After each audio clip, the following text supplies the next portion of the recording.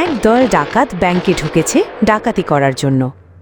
উপস্থিত গ্রাহক আর কর্মচারীরা তাদের বাধা দেওয়ার চেষ্টা করলে ডাকাত সর্দার বললেন, শোনেন নায়রা, টাকা গেলে যাবে সরকারের আর প্রাণ গেলে যাবে আপনাদের। এখন আপনারাই সিদ্ধান্ত নেন কোনটা বাঁচাবেন। ডাকাতদের এই কথা শুনে সবাই চুপ করে বসে গেল, আর ডাকাত দল নিশ্চিন্তে ডাকাতি করে বস্তা ভরে টাকা নিয়ে তাদের আস্তানায় চলে গেল। এক ডাকাত বলল, আসো আমরা টাকাগুলো গুনে দেখি কত টাকা লুটপাট করেছি। তখন ডাকাত সর্দার বলল, দৌড় বোকা, এত টাকা গুনতে গেলে অনেক সময় লেগে যাবে, একটু পরেই দেখবি টিভিতে খবর দেখাবে কত টাকা লুট হয়েছে।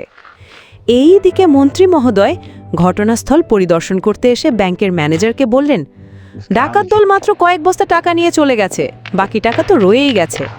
আসেন আমরা সবাই মিলে বাকি টাকাগুলো আমাদের নিজেদের মাঝে ভাগ করে নিই, বিষয়টা কেউ বুঝতে পারবে না। রাতের বেলা ডাকাত দল টিভিতে সংবাদ দেখল ব্যাংক থেকে নাকি 50 কোটি টাকা লুটপাট হয়েছে। তারা অবাক হয়ে তাদের টাকা গুনে দেখল মাত্র 1 কোটি। তাহলে বাকি টাকা গেল কোথায়?